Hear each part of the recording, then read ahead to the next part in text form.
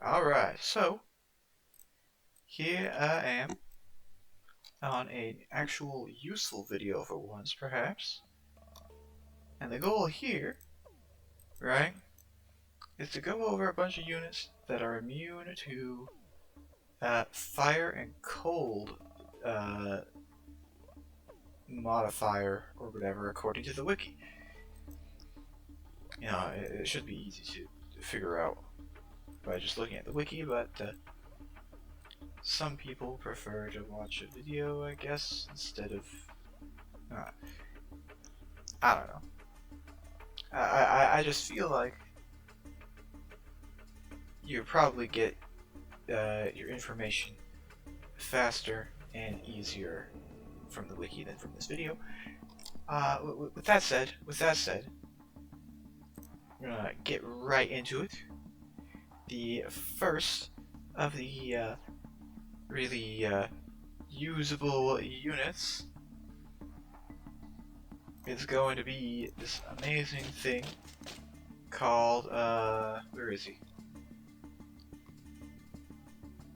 He is a train Team Fortress 2 unit. This guy, he's apparently fire immune. He's not a good unit though. I wouldn't recommend him. And then the next guy we got is where is he? We got the ranged sentinel fragment. He is a good unit. I would recommend him, but it's RNG, so same with the melee fragment. Those are both fire immune, just like the other guy, the pyro. And then we got another unit, which is actually pretty useful, I guess. This guy, the portable wall, fire immunity. Immune to fire, but it's kind of not very tanky against silver wolves, so it's probably not that great. So I probably wouldn't recommend it either. And then for some reason, we got every single defensive structure.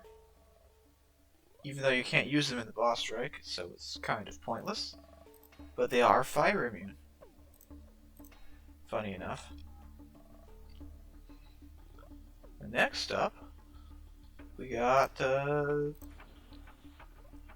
Bowie. This thing is also fire immune. Of course, you can't use it because land boss strike. Just like just about everything.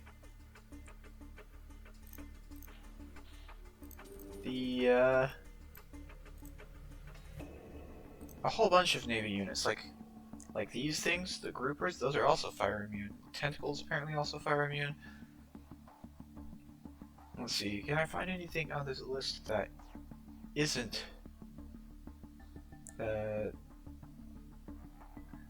yeah. No. Okay, that's gonna cover it for just about everything that we have access to in the game, sort of, that is fire immune. So basically, just about nothing.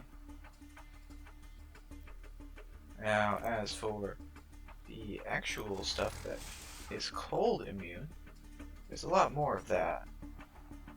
There's the mammoth artillery, for example, which I probably wouldn't recommend because it's not very great as far as I'm aware. There's also basically any mammoth unit. Yeah. There's also this thing. This thing's also apparently cold immune. Don't know why it is, but it is.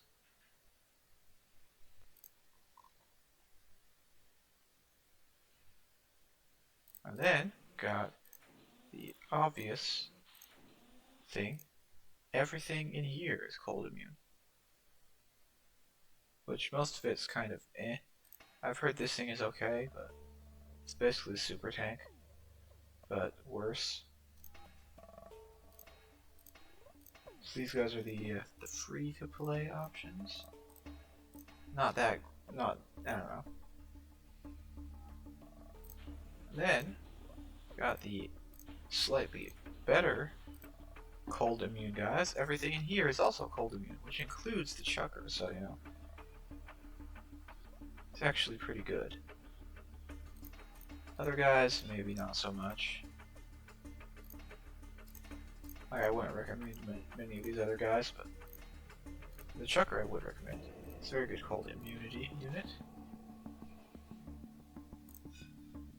Now then, of course, we got the cryo tank over here. This thing is apparently cold immune. Imagine that, right? And then we got something some people might actually have. The heavy. He is also cold immune. And then the unmanned laser turret, which is prestige cost, so it's kind of not that great to spend prestige stars on it, I would imagine. Let's see what else is there. There's probably like at least another. I don't see any other good thing there. Okay. And we go up to the pillbox. Apparently, pillbox is also cold immune.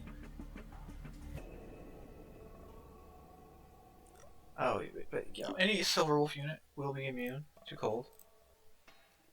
The best cold immune unit that we've got, though, is this thing. I will believe, because it is it's just that good. It is just that good. In the vehicles, if I can find them, there's also the Arctic tank and the heavy Arctic tank, which may as well not even be used.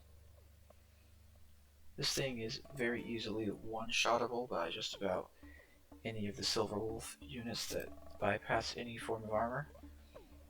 And it's got like no durability to begin with anyways.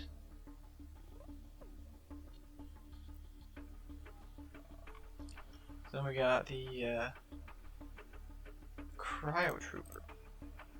And the Arctic Trooper. So the Arctic Trooper, he is cold immune. The Cryo Trooper is in here somewhere. He is also cold immune. The Elemental Trooper, yeah. And that one's actually pretty good. Might be useful. It does cost 25 nanos for the area attack, so keep that in mind. It's kind of expensive. Let's see, vehicles again. The unmanned machine gun turret, the unmanned flame turret, and basically every unmanned turret is cold immune. You know.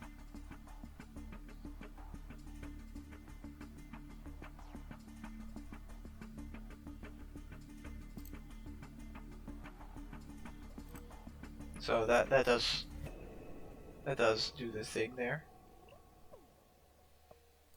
And last, got the Bigfoots. They are also cold immune because of the fur. Crazy, right?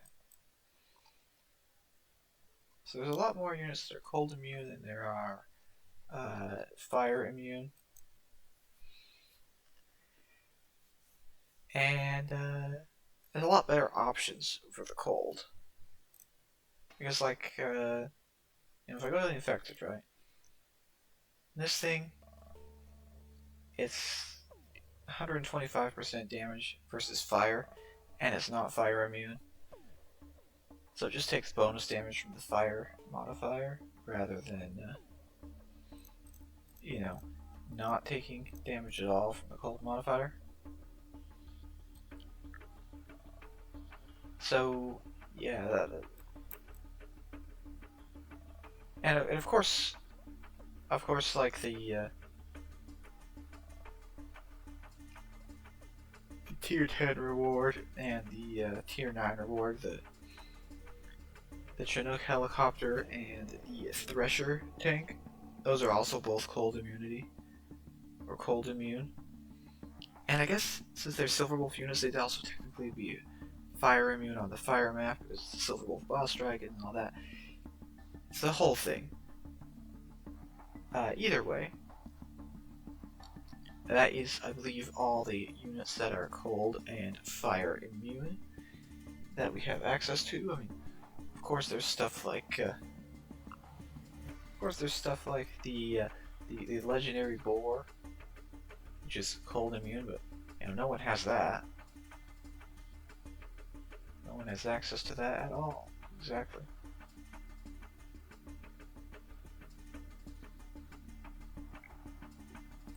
But that is the way it goes.